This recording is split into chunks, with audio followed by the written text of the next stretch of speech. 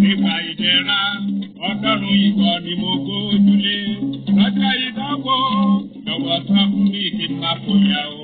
Nígbà ìdẹ̀dájú, Olúwa máa fẹ́ ìṣẹ́fẹ́ mi láyé. Bátílẹ̀ bá mọ́, sọ fún mi kí n máa fòyà o. Ọ̀nà kìíní kọjọ́ máa yọ, ọ̀nà kìíní kówó máa là, ọ̀nà kìíní mẹ́jà nípa odò orí akẹ́rọ̀ níbi ìlàkójá. Èmi lọ́wọ́ rẹ̀ ò wọlò kàná. Nígbà ìdánwò, gbàdúrà sí Olùgbàlà. Kí má bàa tẹ̀ ọ́, kí má sì kéré sí i. Èyí tí a gbà láwẹ́ ní fún ọgbà ìbọn. Nítorí wọn lọ bẹ̀ níbọn, sọ fún mi. Ẹlẹ́dàá ò sọ fún mi kí n má kọjá o. Ìrètí ń bẹ àwọn tó fẹsẹ̀ lé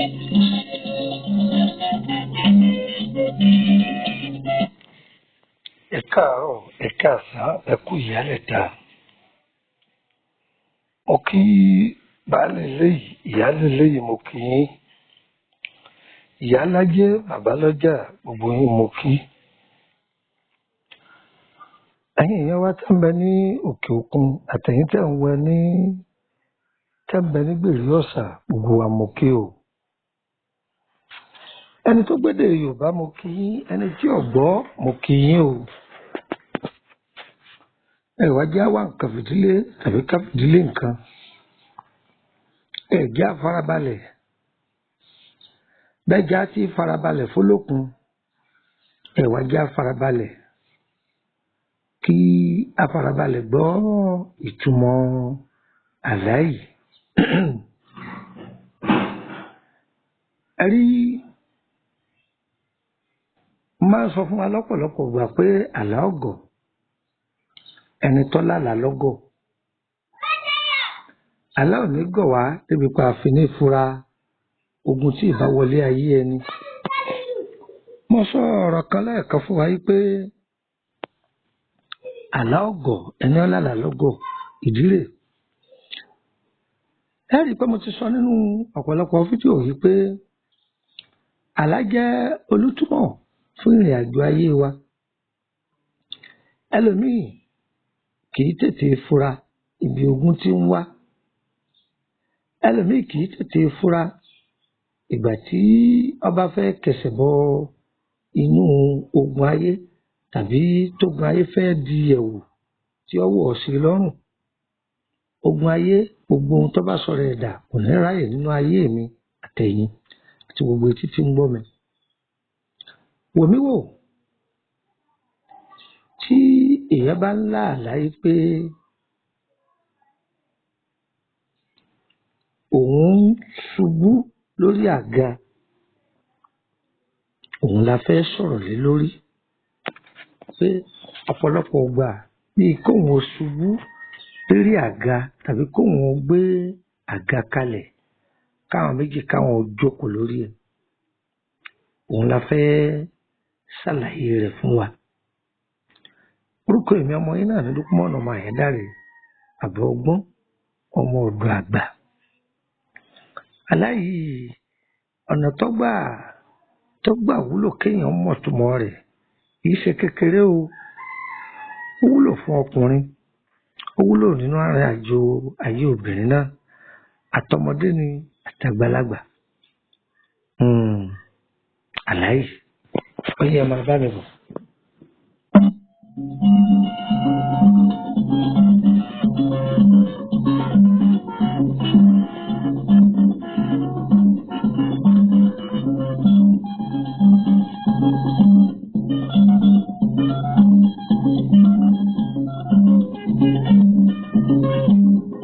Orí ló ní ṣe ò ọ̀tá mi jagunjagun lásán ni, àbínú ẹni kò má lè pa kádàrá mi là o. Iwájú la wá ń lọ ò láìpọ̀ tá pé o.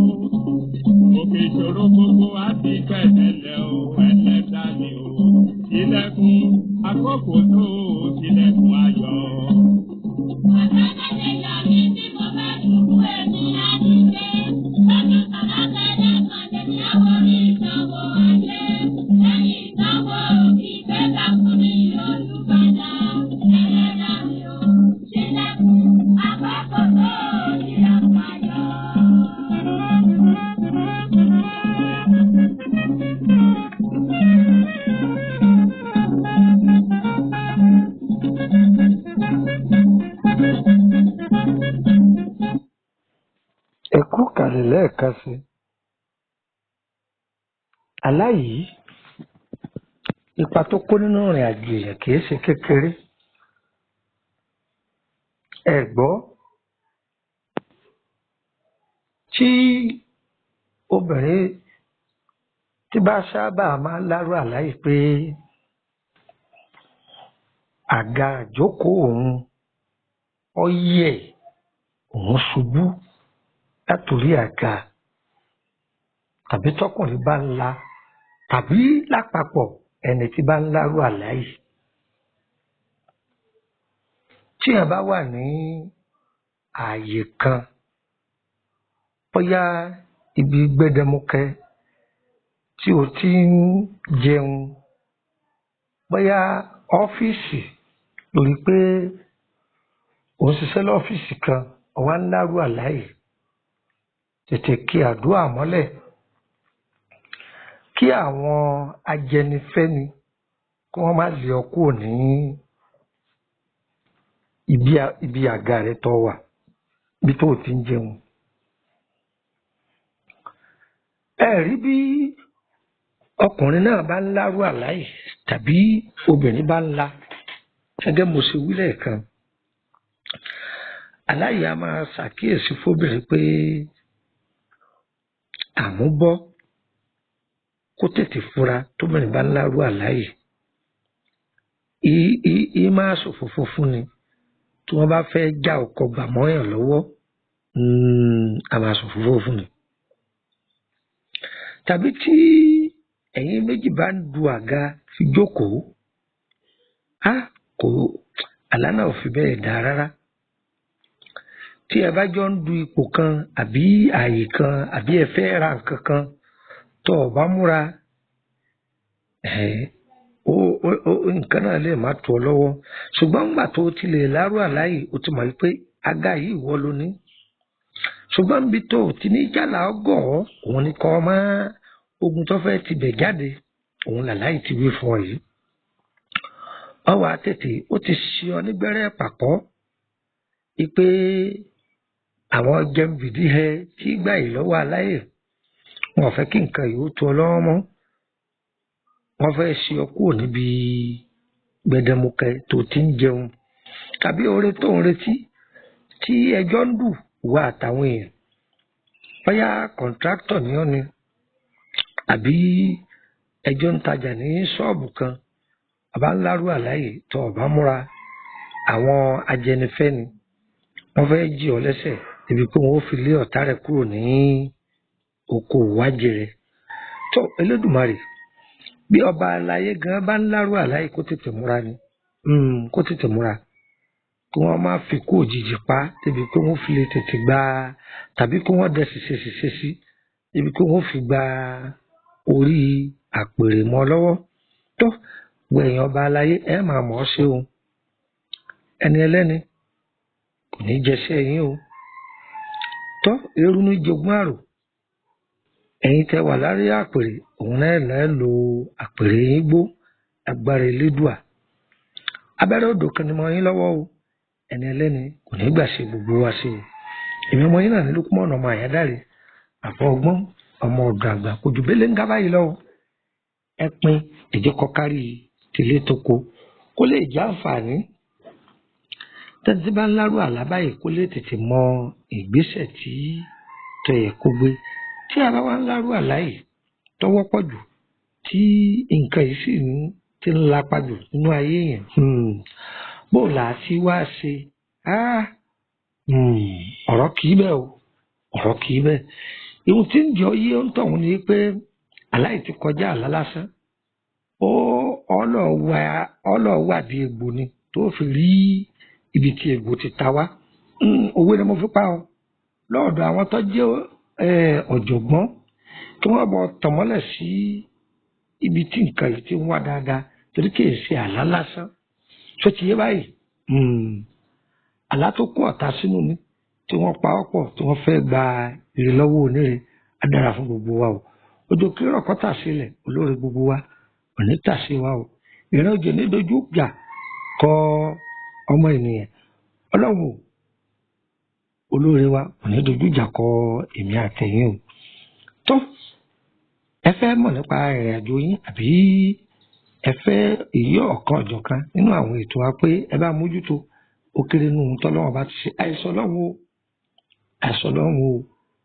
ọlọ́run o onígbìyànjú ni wá á dára fún gbogbo wa. nọ́mbà wo lẹ lè fi darapọ̀ mọ́ wa ní WhatsApp group tàbí ẹ fẹ́ béèrè nípa ọ̀rọ̀ yín àbí ẹ fẹ́ tọ́jú ara yín bóyá nípa ọ̀rọ̀ kan sí méjì ẹ kàn sí mi ní WhatsApp. má jókòó lé rẹ̀ máa pè mí fún mọ́lálàkà ìní dán olóhùn o. ibi tó o bá ń lò sí máa pè wọ́n pé mọ́lálàkà tó o bá máa pè sọ́dọ̀ èmi pé mọ́lálàkà ọ̀rọ̀ sọ̀sà kọ́lẹ̀ o ó sì jẹ́ mọ́ sọ fún ọ. tó àti ajẹ́ tó jẹ́ pé gbogbo ẹ̀ náà ni wọ́n béèrè pé o ṣeun sọmọ pé dátà táwa náà fi ń bá yín sọ̀rọ̀ owó la fi rà ó sì jẹ́ nù á dára fún wa o. tó èmi á máa fi èyí sì lọ ẹ̀yin náà ní máa wí fún ẹ̀yin náà lẹ́ẹ̀ máa gbọ́. tó àdákìrò kó má bọ̀ alẹ́ ìdàkìrò kó má bọ̀ alẹ́ wọn ní bálápá nìdẹ́ bá roko tọrọ sà ilé náà ní fàbọ̀ sí o. ọgbà yìí tẹ́wà lájò àjòjò fún yín o ẹ̀ní jò sájò o á dára fún yín o. tó ẹnìkan wá sà kàn má bomi bẹ́ẹ̀ o ilé gbogbo wa ò ní gbẹ o á dára fún gbogbo wa o. á dára fún gbogbo wa o. ara ẹni ọ̀gẹ̀dẹ̀ èèyàn sọ́gẹ̀dẹ̀ lọ́gbẹ́njọ́ kan kọ́ má bomi bẹ́ẹ̀ gbogbo ọjọ́ tẹ bá ti ń fọwọ́ bá àpò yín dọ́là lẹ́ẹ̀ma mú kí n bá ṣe dọ́là lásán bílíọ̀nù rẹ̀ ní ọ̀jẹ̀ ó sì máa rí nìyẹn ìrírí àlàlẹ̀ wò láyé ẹnìkan kan wa. ọ̀yá +23480 3298 3298 +23480 3298 3298. orílẹ̀-èdè yòówù tí mo bá lọ ẹ bá kó gbogbo nọ́mbà mi tí ò lọ ẹ pé wásaàpù yìí mo kọ́kọ́ wí ẹ̀ẹ́rì mi bá sọ̀rọ̀. tó nọ́mbà kejì +23481 33 155 111 +23481 33 155 111 +23480 890 38658 +23480 890 38658. ẹgbàá kan sí +23481 86 86 9899 +23481 86 86 9899. ọ̀yá okùn nọ́mbà orílẹ̀-èdè Benin +229 54 65 1928 +229 54 65 1928. ẹgbàá kan sí +229 54 65 1929 +229 54 65 1929. tó Elédùmarè agbèrè ayé gbogbo akọwà àfẹ̀gbọ́n ọ̀tá ara ẹ̀yìn òdì ire o ire kàbìtì.